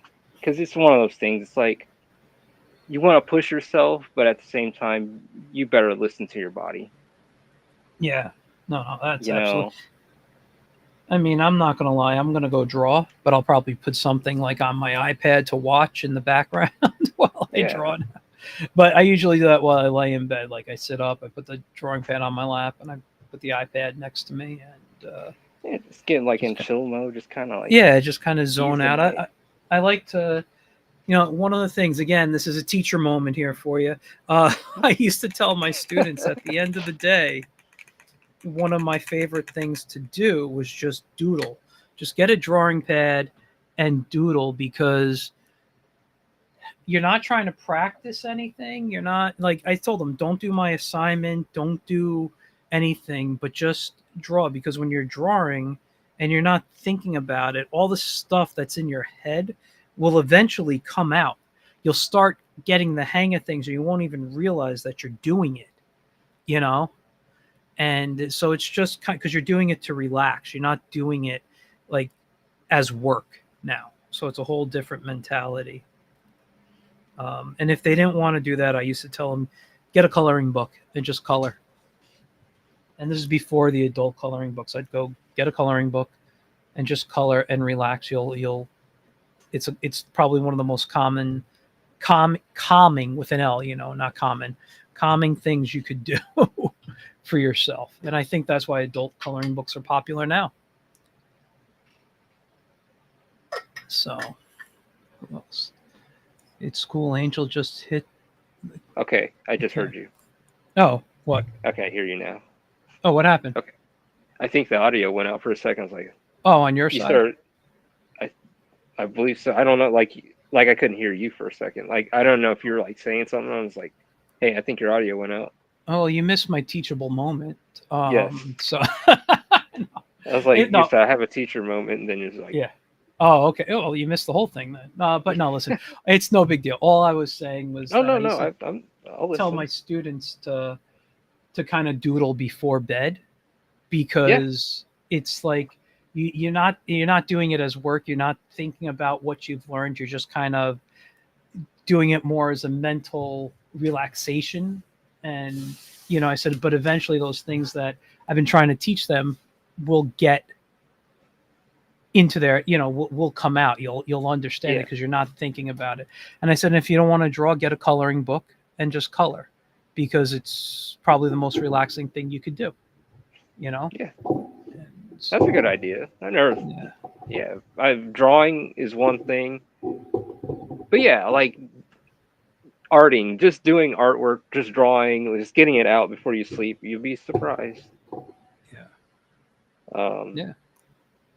and also gets your thinking. It lets you do some abstract thinking. That's the thing too. Yeah. I know it just sounds Exactly.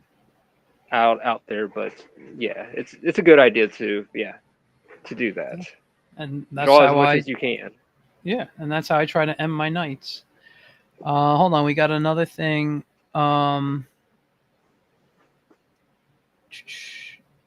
Joker says Jeff Watts has some stories from when he's. Oh, okay. You study with Frank. Excuse me. Jeff Watts. Watts. I got to look at his work. I'm so bad with names, but if you show me work, Yeah. Oh, but I then you do can know relate to I the know work. who it is. Like usually I'm so much more a visual person. Yeah. I'm bad with. I'm like literally bad with. I've met people a dozen times over, and I'll forget their names, but I'll know their faces. Um, so like when I try to introduce them to people, I try to set it up that they do the introduction themselves. Or if I tell my friend, I'll be like, "Hey, I'm going to introduce you to someone, but I don't remember their name. How about this?" When I say, "Hey, I want you to meet someone," you go up and say, "Hi, my name is," and do the whole introduction yourself. I see. Yeah.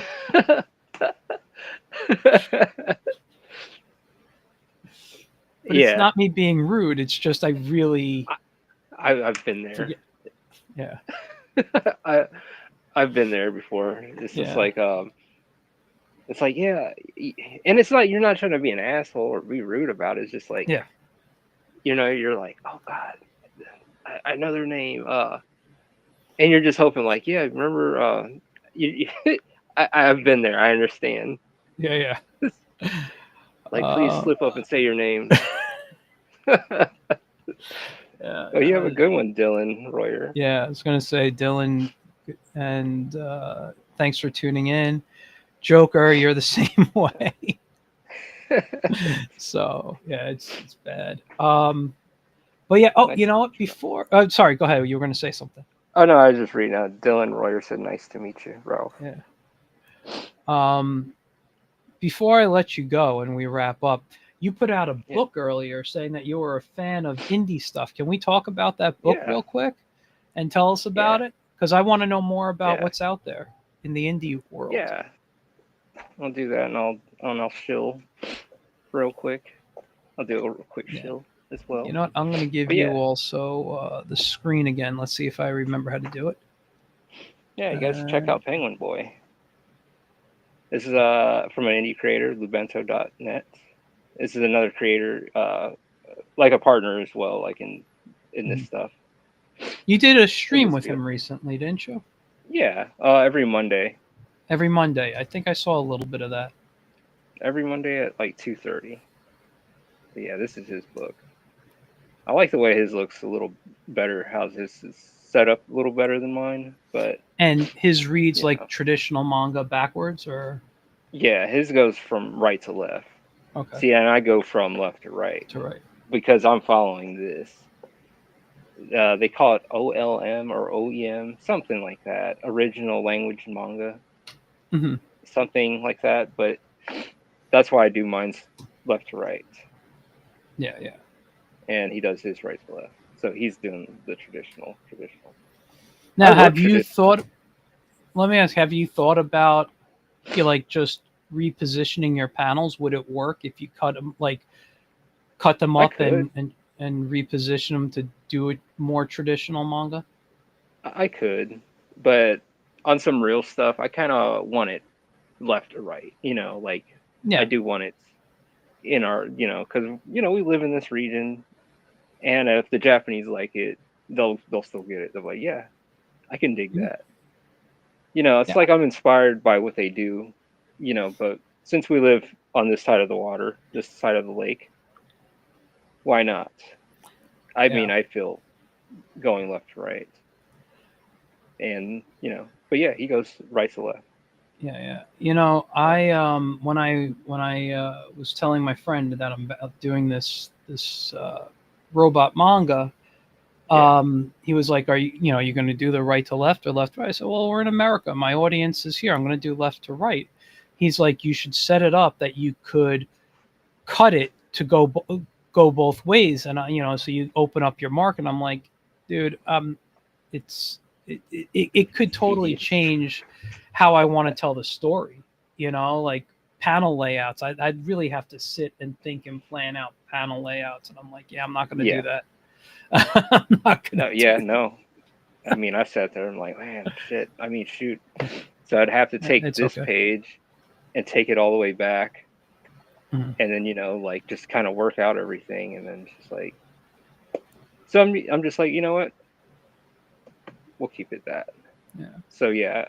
So left to right is the way I work for yeah, this, and and he works right to left, and but in every case in every way we're still doing like manga and comics. yeah. I mean, listen, manga, and this is how I look at it. First of all, I will say I am not a fan of the term manga itself, that I have to keep saying manga. It's a comic. Yeah. Yeah. And it should be interchangeable, but manga is really just a slightly different way of telling a story. It's a storytelling method, in my opinion. And Whereas, you know, an American storytelling, it's different. yeah. Um, you know, but and it's also why I think manga's more popular right now, because of how they tell stories. People aren't into what we're doing here. Um, Hold on, let me just check things. For some reason, mine doesn't remember. Okay, Mr. Michael, do you make animation? I used to. I am actually a trained character animator. Oh, that's cool. I started off self-taught, but I got my first job at 18 as a character designer for working on children's educational software, and then they moved me up to an animator. And that's where you wanted to go. Yeah, I wanted to go into animation, and then I worked for a company like in 98, 99, and we were doing flash animations for the web. So some like, when they were doing the flash banners and all those things. I love That's what I Flash. used for years. It's fun. I love Flash, man. That was Yeah. fun, like during the Newground days. Yeah. But yeah, no, I love to animate. I just don't have time. I don't really have the software anymore. I got a couple of things on my iPad I can play with. Yeah. But I just don't have the time to do it.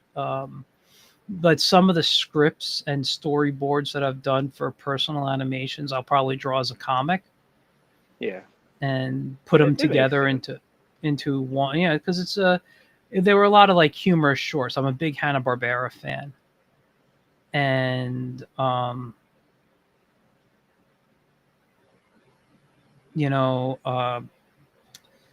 wanted to create like my own Hanna-Barbera shorts, but they were my own characters. Yeah. I knew it because I follow a lot of anime, and your art screams animator. Thank you. It does. I mean, my I call my inking coloring book inking, but I'm highly influenced, and we talked about this at the beginning. I'm highly influenced by animation because that was my first love. And that's where before I got into manga, I watched anime or cartoons. Again, another word I don't like to use. Anime, it's animation, it's cartoon. Yeah. It's like animation, it's just how it's set across the water.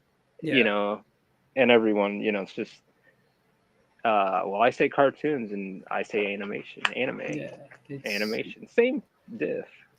It is, but and this is okay. And this might be being a teacher, me being grumpy from working for over 30 years as an artist, but like I'm very specific with terms, and like the term graphic novel. Yeah. I can't stand the term graphic novel. It is a comic, and most people sell what they advertise like in Barnes and Nobles or libraries as graphic novels. Graphic novel. Yes. Are trades. They are like 4 or 5 comics put together and sold as because that was one story arc in the comic books. So now they call it a graphic novel. It sounds more, sellable, more literary or whatever the word is, and literary. It's there's as opposed to comic. That sounds dirty, Yeah, it's like no, we don't say that dirty thing. Call it a let's call it a graphic novel. Yeah, that sounds clean. Yeah. Like I had a guy tell me that. He said, "Oh no, you're not doing manga. You're doing a graphic novel." No, you're doing like 3 omnibuses if that's what you're freaking putting together. Maybe more. And that's the thing. I like working big too. Like I like pushing it. I want to put in as much as I can, like as an art form, and just. Oh well, you're breaking the rules. Well, I'm an artist. That's what I do. I like to break the rules.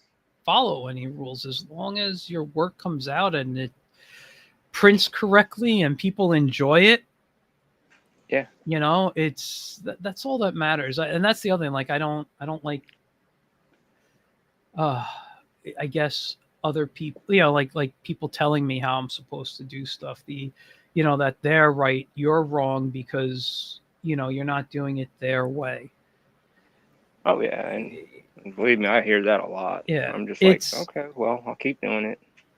And that's the thing. Listen, you're happy, you're doing work, you make your sales. That's all that matters. When if you go back 10, 20 years, and I know we're Yeah. going a lot longer. I'm sorry, we were going to end this. It's just sidetracking now. I'll try to be quick. But when you go back 10, 20 years, even good 20 years, we Yeah. needed publishers. We don't need publishers anymore. All No. right. What happens, and is it good to still have a publisher? Absolutely. Why? Because they it gives the idea that you have support behind you, that someone believes in Yeah. you, that isn't just you putting your name on a book. However, Yeah. with print on demand, with all these other types of self-publishing, what you need is a good social media marketer, somebody who can market your book, somebody who knows the business of sales, as Yeah. opposed to because even if you go to certain publishers, and I won't name who they are because I know a few, they're still going to ask you for like 10 grand to do the promotion. Oh wow. Yeah. Yeah. So, Oh, and those are screw some that big noise. name publishers. Yeah. So why do that? If I can pay someone $200 a week or $500 a week, whatever I could afford, and they could Yeah. get me sales, Well, then even better. yeah, that's the thing. And you did it all yourself, and more money goes to you Mm-hmm. than having to divide up between a publisher. And if you print correctly and can Yeah. get it into bookstores, which you basically means don't print on Amazon. Yeah.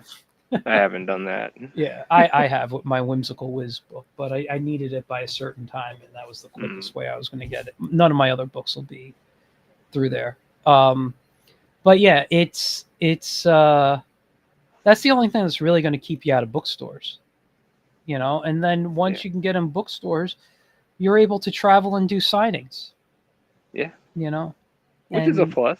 yeah, exactly. And manga sells a lot better than American comic books, unfortunately. Well, I don't want to say unfortunately, manga's fantastic, but I love American comic books, but now we're in a world where stores are closing and people are going to Kickstarter and watching and going on Webtoon more than Mm-hmm. to comic book shops to get their stuff. I'm actually going to release my thing as a web comic. Oh, really? Yeah, Okay. I would rather spend a year building an audience than trying to sell a book.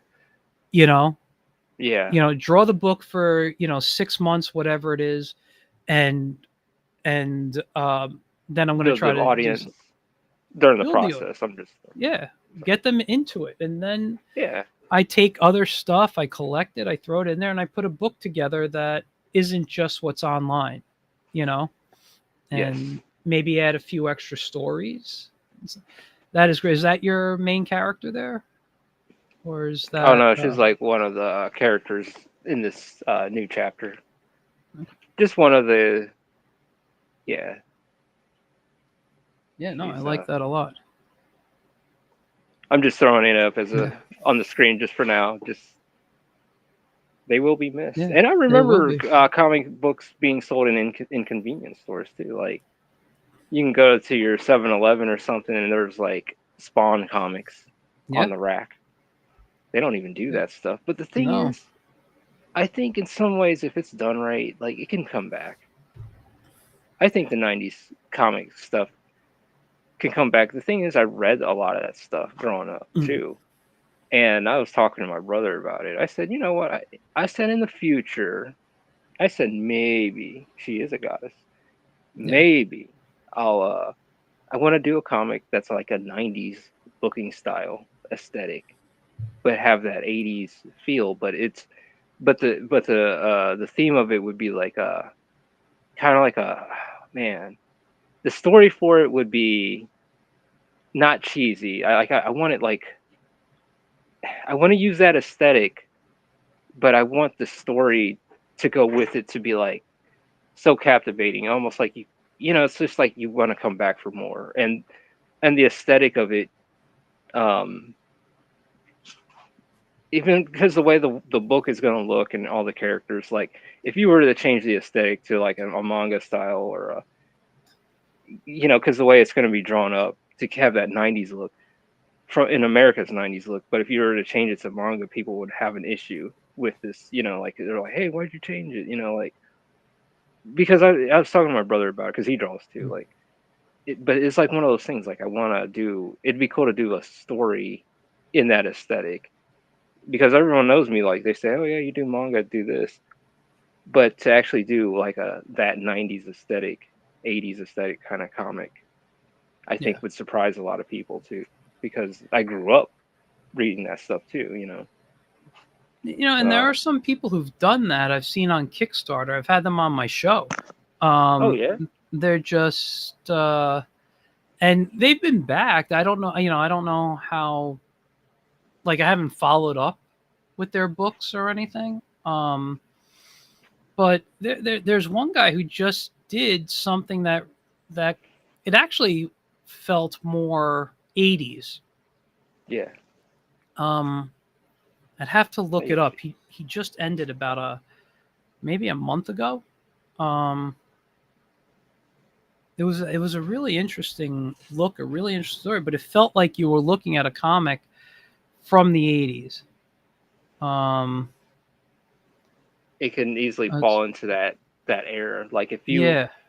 if you were to read it or look at it, you would think, man, is this something I missed? In that time. Yeah. It can easily fall into that time. Yeah. You see, I come from an era, and and I know they just said who came up, Yoshi Hi was that Hiroda? Yoshi says hello, Yoshi Hirota. What's going on, Hiroda, Yoshi? sorry. And said they're about to end the stream, but they're talking a little bit. Yeah, no, listen, we will, because I can go on and on, but I will say this about the 90s. I read the books, I collected the books. Yeah. But they weren't my favorite era of. I mean, I was a teenager. In 1990, They were flashy. I was 14, 15 and 9. Yeah, by 94 I was 18. So like I went and I read them throughout the whole decade, but they just weren't my favorite era of comic books. I think things got a little dark, things got a little out of control. They did. Extreme. Yeah, I mean, listen. That was the thing. Like people had to compete with Image, and all of a sudden, Sure. Superman dies, Batman gets his back broken, Wolverine has his adamantium removed, the Thing has part of his face ripped off. It got. Yeah, it was just one thing after another. It was gimmick after gimmick after gimmick, and I was like, when I started like. Yeah. Trying to break into the industry, and I'm like, this stuff is just not for me. The only thing I really enjoyed that came out of it was getting Kyle Rayner as a Green Lantern. I thought he was an amazing Green Lantern. I'm like, yeah, they finally gave it to an artist. Yeah. So yeah, but yeah, that's. I don't know. Yeah, it did turn pretty dark there for a bit. But that's when I got into a lot of the indie stuff, and I was reading Slave Labor, and I was a big Evan Dorkin fan back there with Milk and Cheese, and I loved Scud the Disposable Assassin, which might have been one of my favorite indie books from the 90s. I don't know if you ever read that one. No, was he like a pillhead looking robot looking dude or? Yeah. The idea was he was a robot. You could buy robot assassins out of vending machines, and when they killed their target, they exploded. Well, he didn't kill. He missed his target. He was cleaning up the blood and saw that he was going to explode, and he didn't want to die. So what he did was he maimed him and put him on life support and took missions to keep this guy alive to pay for the life support. And that was that was basically the majority of the story. I don't want to give anything away. But there was a girl there who had a sexual thing for robots, and I don't know. It was just a whole crazy, like 90s era, but I loved the artwork in there. I thought the art was beautiful. I thought the story was fun. But yeah, that might be, I won't say it's my all-time favorite, but it might be my favorite indie book from the 90s. Yeah. Huh. Yeah. That was yeah, a lot of oh yeah, I'm gonna keep going on myself. Because I was gonna bring up Howard the Duck and the Ninja Turtles Oh, and all that stuff, but yeah. next time, Next, you know. dude, listen, you definitely have to come back. We have to draw more. Um, Yeah, I'll actually have something figured out. I just kind of was making this up as I went along tonight. Maybe I'll plan something for the next time we draw together. yeah. I Oh. appreciate you having me on, man. For real. Thank you, Michael. Yeah, no, this was a great time. I'm glad we got to learn about you more, my audience, and I'm glad some of your audience popped on, Yeah. and it's great to meet them and interact with them too. And yeah, if there's anything before you go you want to pitch, please do Um. so, and I will then do my I guess. wrap up. All right. Yeah. If you guys want to check out. Oh yeah, next time on Dragon Ball Z. Yes. If you guys want, check out Under God. You can pick up physical copies or digital for $10. 252 pages, all hand drawn, traditional.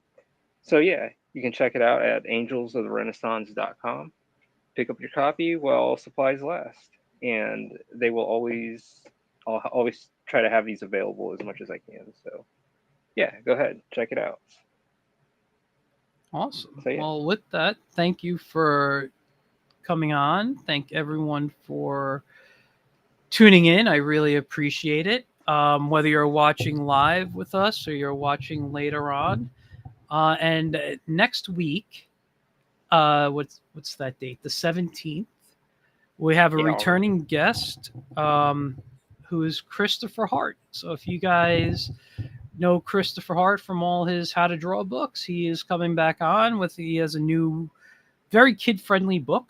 Um, the artwork looks adorable in there and everything. And yeah, so he'll be there. So don't forget to tune in next week. I'm going to try to do some live streams. Uh, if I can, it'll be over the weekend, but may not be till Monday night myself. Yeah, And yeah, I'm going to start streaming more, probably in the afternoon or that's fun. yeah. I mean, I enjoy drawing. Yeah, go ahead. Sorry. no, it was fun. They even we're just sitting here drawing, and like it's always good to just kind of wing it. I mean, I know Yeah. it's good to have subjects and bullets and points, but still, I enjoyed the stream, and thank you for having me on. But go Yeah. ahead, And, go ahead. no, no, Go ahead. no. And I don't know. But no, listen, dude, you're welcome anytime. You want to come back on and say, hey, I just want to draw. I got something to promote, you know, just, Yeah.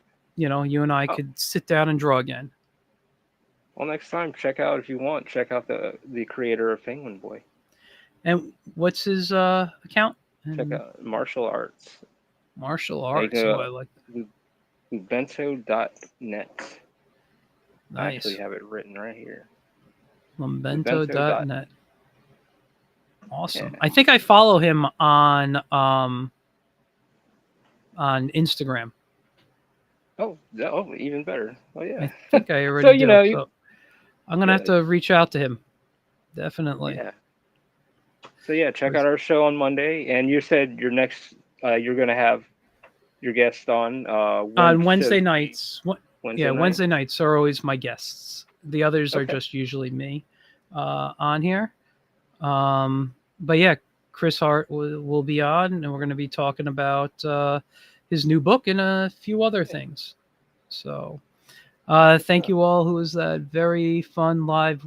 Wish I came on sooner. Hey, listen, you showed up, and yep, I will see you Hey, all soon. hey, Nico.